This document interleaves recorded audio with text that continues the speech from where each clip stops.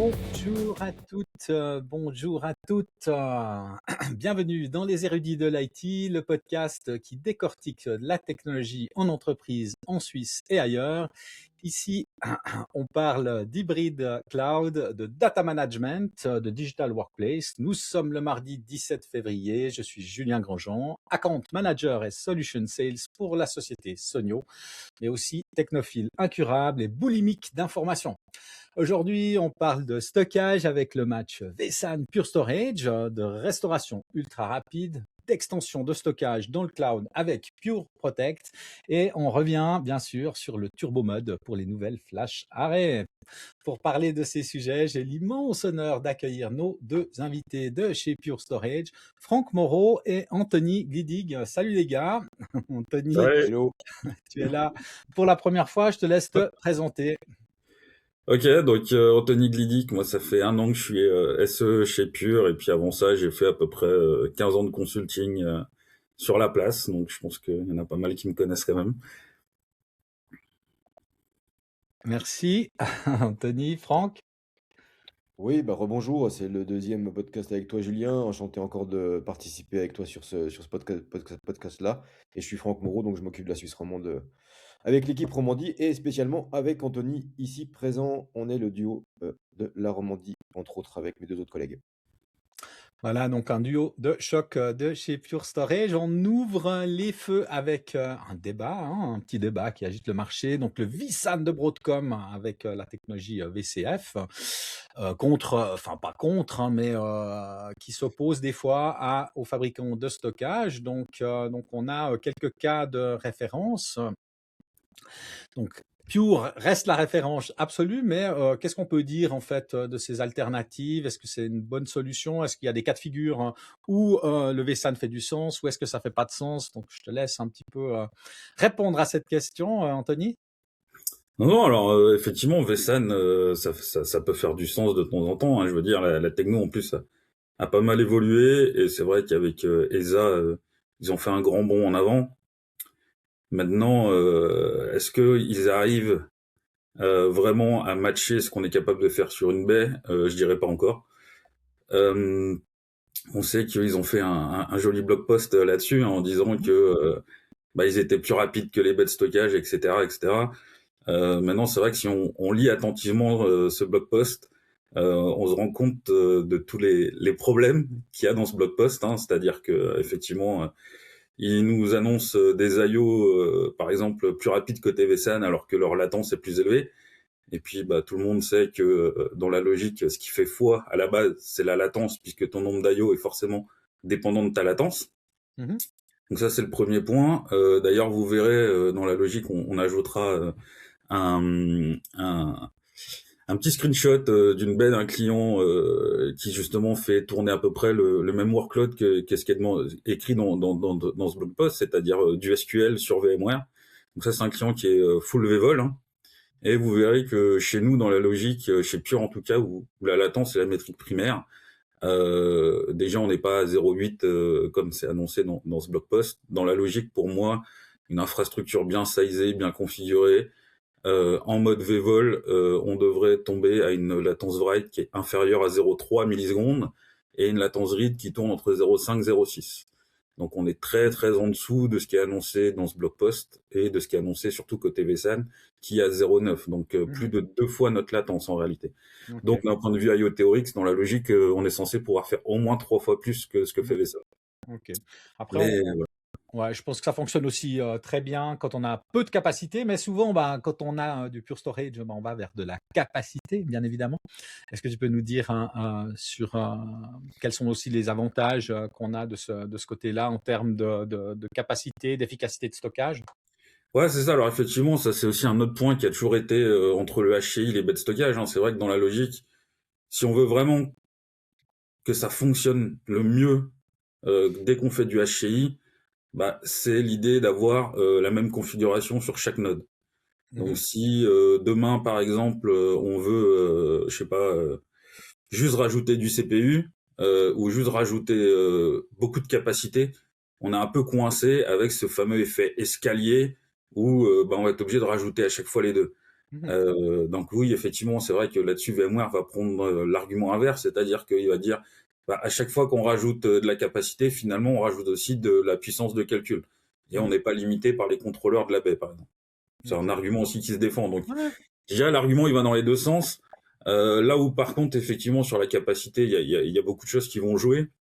C'est que, bah, typiquement, dès que vous avez une baie pure, les données, déjà, on utilise du RAID 6 et pas du mirroring sur la baie.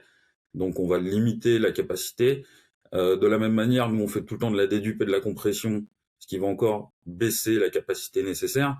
Mmh. Si vous voulez vraiment tirer de la performance de votre vSAN, bah, tout ça, c'est des features que vous pouvez pas utiliser, en fait. C'est vrai qu'avec ESA, vSAN a un peu copié leur copain ennemi de Nutanix en mettant vachement en avant la data localité, justement pour améliorer leur performance. Mmh. Oui, sauf que la data localité, elle ne marche que si vous faites du mirroring. À partir du moment où vous faites de la Azure coding, data localité, ça peut pas fonctionner. Mmh. Et Donc, Azure Coding, pour les profanes, hein. ouais, alors c'est l'équivalent d'un RAID entre différentes nodes. C'est juste une fonction mathématique sur comment découper un bloc et faire de la parité, pour faire simple. Donc en gros, qu'est-ce qui va se passer si on prend un exemple simple, disons, on veut 1 Tera utilisable. Mmh. Bah, côté vSAN, ça veut dire qu'en fait, il va vous en falloir 2, puisque vous serez en mode miroir. Dans la logique, vous activez pas la compression et la dédupe, même si maintenant elle est disponible depuis VCF 9. Mais pourquoi vous le faites pas? Parce que en fait, sinon, vous allez tout simplement utiliser énormément de puissance de vos CPU, de votre infrastructure VMware en fait. Et donc ça, faudrait le prendre en compte dans votre calcul. Moi, je sais que typiquement, pour du vSAN, je considère qu'il faut, donc sans dédupe, sans compression, je considère qu'il faut prendre 20% de CPU de chaque node dédié à vSAN pour être sûr de ne pas être limité. Alors que quand vous êtes sur une baie de stockage, vous comptez 2 vCPU. Voilà, c'est suffisant. Donc il y a déjà ça qui est à prendre en compte. Et puis, bah, comme je disais, côté vSAN, donc si vous voulez avoir de la performance pour un Tera usable, il vous faut donc 2 Tera en background puisque vous êtes en mirroré. Et si on prend en compte l'efficiency des disques, donc entre le usable et le raw d'un disque, il y a encore 80%. Donc en fait, 1 Tera usable, ça correspond à avoir 2 SSD d'au moins 1,2 Tera en background. Mmh. OK. Si on prend le même calcul côté pur, donc déjà, bah, le 1 Tera, nous, il sera pas en mirror, mais il sera en RAID 6. Donc, on réduit déjà, hein, au lieu d'avoir un facteur x2, finalement, on aura un facteur 1,15 quelque chose. Ça, c'est le premier point. Et en plus, là-dessus, en fait, on va venir ajouter des dupes compression avec un taux standard sur une plateforme VMware, disons, qui va tourner autour des 2,8. Donc, on vient encore diviser ça. Donc, finalement, d'un côté, on est 1 Tera qui donne 2 Tera 4 probablement, versus Mmh. 1 Tera qui va donner 300 gigas grand maximum. D'accord. Donc, tout ça, ça à prendre en compte pour faire les calculs finaux, forcément. Cool, merci, pour ces, éclaircissements. Donc, on va faire la transition avec, un rapide restore. Donc ça, c'est vraiment quelque chose Ouais. qui est, très, en vogue aujourd'hui. Donc, Justement, ouais. juste un point aussi là-dessus, c'est vrai que la partie rapide restore, donc on va en parler d'une manière en utilisant un outil de backup, mais c'est vrai que il faut aussi il y a un autre point qui est à prendre en compte dans cette stratégie de rapide restore pour moi, c'est la fameuse partie snapshotting. Mmh. Si demain on vous attaque, vous avez un cryptolocker au niveau VMware, ce qu'on voit de plus en plus, hein, mine de rien, faut savoir que dans la logique, votre première stratégie, ça va pas être de vous retourner sur le backup. Pourquoi? Parce que même si vous avez un restore ultra rapide, venir restaurer 6 à 700 Tera de données, vous allez être en retard, vous allez perdre beaucoup d'argent. Donc finalement, dans la logique, votre première stratégie de backup, c'est quoi? C'est les snapshots immuables Mmh. qui vont vous être fournis par la baie de stockage, mais par exemple qui seront absents d'une solution vSAN. Donc Ouais. si demain vous avez un cryptolocker, votre solution vSAN, elle est cryptoloquée et vous aurez vraiment aucune solution de la remonter. Alors que Mmh. chez Pure, vous avez vos snapshots immuables, vous pouvez au moins remonter, je dirais, 60 à 70% de vos VM depuis vos snapshots. Et les VM qui remontent pas depuis du snapshot, parce que bah il y en a un Oracle, etc. On sait que ça supporte pas bien. Là, effectivement, vous retournez sur le backup restore avec les solutions rapides. OK. Donc la transition est faite pour Franck. Donc, en Oui, bah, 2026. justement, bah, tout à fait, oui. Alors, Anthony en a parlé juste avant par rapport à ça. Au niveau technique par rapport à la partie snapshot, mais l'idée en fait aujourd'hui, de nos clients, ce qu'on voit le plus, c'est que les clients veulent le restaurer extrêmement rapidement. Mmh. C'est plus que la focuser sur le backup, c'est beaucoup sur la partie, restaurer extrêmement rapidement. Ça c'est une 1er point, par rapport à nos solutions qui sont aussi compatibles par rapport aux différents, providers en fait de soft de backup, sur le marché. On met en place aujourd'hui chez nos clients beaucoup de solutions avec, de l'extrême parallélisme qui permet de restaurer justement extrêmement rapidement et sur ces plateformes-là, on est capable aussi de wormer, donc de locker en fait les datas pour ne pas qu'elles soient, altérées et donc garantir l'intégrité de ces données. Donc ça, c'est un point extrêmement important aujourd'hui qu'on a sur le marché et je vais laisser Anthony en parler et il va parler aussi de Deep Reduce qui est une fonctionnalité que on arrive à mettre aujourd'hui sur le marché afin de pouvoir, réduire la capacité de stockage et réduire la data en fait qui est stockée et donc du coup de ce fait acheter moins de capacité pour nos clients et donc réduire la facture à la fin. Je vais laisser, peut-être Anthony ou Julien si tu veux toucher un mot, parler. Non, je crois qu'Anthony va nous parler d'un cas concret de Fast Restore pour qu'on puisse se faire une idée dans qu'est-ce que ça donne en termes dans un environnement de production. On citera bien entendu pas le client exact, mais par contre le cas d'usage. Ouais, non, effectivement. Alors, le meilleur cas d'usage sur lequel j'ai vu, en fait, c'est un client. Toutes ses applications critiques tournent sur SQL et tous les matins, il doit rafraîchir ses bases de production sur 5 environnements SQL de test Mhm. qui eux seront utilisés justement par les développeurs toute la journée. Donc en soi, c'est pas un cas, enfin c'est un cas qui est plutôt standard, je dirais. Ce genre de rafraîchissement. Le problème qu'on a chez ce client-là, c'est que les volumes de données sources représentent aujourd'hui, je dirais au moins 10 Tera, peut-être un peu plus maintenant. Donc on a au moins 10 Tera de données à restaurer et on a une fenêtre qui est de 6 heures à 7 heures du matin. Donc on est OK. censé restaurer au moins 10 Tera de 6 heures à 7 heures du matin. Et pour être franc, on y arrivait. Enfin, moi, quand j'étais chez ce client, avant qu'on mette en place notre solution FlashBlade, on n'y arrivait jamais. On tenait pas le délai. Et donc aujourd'hui, on sait qu'on arrive à restaurer ces 10 Tera en moins de 45 minutes. Sachant que finalement, dans ce restore, faut pas oublier une chose, c'est que on passe par une solution de backup, donc le temps d'initialiser le restore, etc. Le restore en lui-même, aujourd'hui, doit durer moins de 30 minutes. Mais le temps d'initialiser, de finaliser le restore, etc., c'est, Mhm. disons, 45 minutes. La solution de backup, on peut la. Quelle est la Ouais, bien solution? sûr, c'est avec Commvault. On a un très Ah, fort partenariat en plus avec Commvault, donc d'accord, on fait un petit clin d'œil à Arnaud en même temps, hein, qui nous rejoindra certainement sur un prochain épisode pour en discuter peut-être de sa vue à lui, de la vue de Commvault. Donc, merci. Et on parlait, ouais, DeepReduce. ouais. Et effectivement, alors DeepReduce, c'est une technologie qu'on a ajoutée il y a pas longtemps sur nos FlashBlade. Mhm. C'est vrai que par défaut, je dirais pas que ça a été développé pour Commvault spécifiquement. Disons que ça a été développé pour le backup, mais c'est vrai qu'on a un très fort partenariat avec Commvault là-dessus. Et c'est vrai qu'aujourd'hui, avec Commvault, quand vous avez une solution backup S3 et que vous faisiez de l'object lock, on avait un petit problème parce que la manière dont Commvault gère le sealing de ses bases de dédupe, etc., fait que vous consommiez 2,5 fois l'espace nécessaire sans object lock. Donc en fait, DeepReduce, c'est quoi? C'est de la similarity compression. Donc qu'est-ce que ça fait? On a un bloc qui arrive, on fait un hash. On a un deuxième bloc qui arrive, on fait un hash. Et contrairement à la dédupe où si les deux hash match, on n'écrit qu'un bloc, en similarity compression, on va aller plus loin, c'est-à-dire que si les deux hash ne matchent pas, mais qu'on se rend compte que les blocs se ressemblent, on va être capable de créer un méta-objet dans lequel finalement on écrira le premier bloc et seulement la partie différente du deuxième bloc. Mhm. On pourrait aussi considérer par exemple CBT sur VMware, c'est un petit peu aussi ce que ça fait entre guillemets, ça n'éblit que les blocs qui ont été modifiés et pas le reste. Donc on pourrait aussi un petit peu comparer ça finalement en du snapshotting si on le veut. Et donc effectivement l'énorme avantage de cette solution, c'est que maintenant on est capable de faire de l'object block avec Commvault, Mhm. avec pratiquement zéro pénalité de stockage. Il y en a toujours une petite, je crois qu'on considère autour de 20%, mais entre 2 fois 0,5 et 1 fois 0,2, le gain est quand même pas mal. Et forcément, ça marche aussi même sans object lock, c'est-à-dire que par défaut, comme Volt fait déjà de la dédupe, la compression, il la fait plutôt très bien d'ailleurs. Et c'est pour ça que typiquement, si vous mettez une flash array derrière, vous aurez pas de dédupe compression au niveau de la flash array.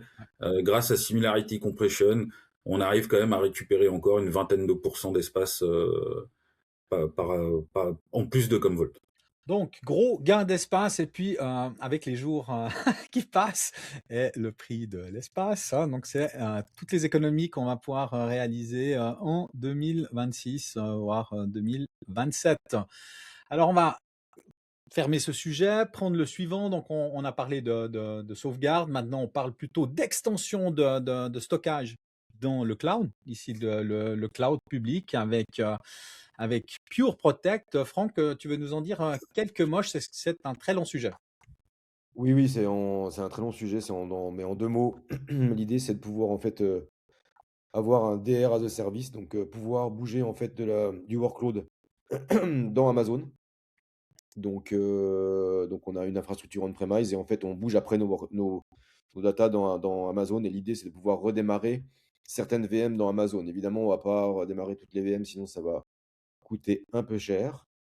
Mais l'idée est là, c'est-à-dire que d'avoir un DR as a service. Après, il y a un point particulier, on a pas mal étudié de solutions, enfin d'architecture pour des clients pour regarder la faisabilité, et un point extrêmement important à prendre en compte, c'est la partie réseau. Mhm. Parce que c'est, de pouvoir en fait bouger en fait la partie, de tout ce qui est, infrastructure, surtout, encore une fois réseau. C'est pas trop la partie VM qui pose problème, mais enfin poser problème, l'idée c'est de pouvoir véhiculer le réseau en fait dans Amazon et pouvoir redémarrer, Mhm. certaines VM dans Amazon. Donc ça c'est vraiment, on est en train de travailler sur une nouvelle version de Pure Protect. Mais voilà, en gros on a la similitude avec Azure, hein, donc avec VMware, mais l'idée, donc de Pure Protect, c'est avec Amazon. Voilà, en 2 mots. Excellent.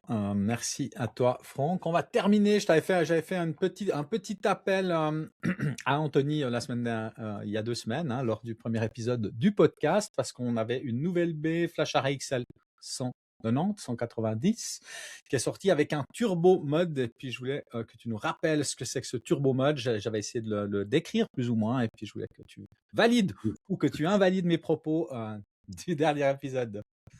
Non, alors c'est assez simple, hein. C'est vrai que l'un des plus grands différenciateurs de Pure sur le marché depuis le début, ça a toujours été notre architecture Evergreen. Donc, c'est-à-dire qu'on avait un contrôleur primary, un contrôleur standby. Et l'idée, c'était de dire, pourquoi est-ce qu'on a fait ça? Ça nous permet de remplacer les contrôleurs à chaud, de faire évoluer les BHO. Ça permet aussi que si demain vous avez un problème sur un contrôleur, il y a zéro impact côté performance. Ça, c'est quand même des choses qu'on met en avant. Mais ça nous mettait potentiellement derrière par rapport aux anciennes baies IN multidirecteurs ou ce genre de choses-là. Et c'est vrai que les clients qui disaient ah non mais moi je veux tout faire dans une seule baie, ce qui pour moi n'est absolument pas une bonne stratégie, mais pourquoi pas.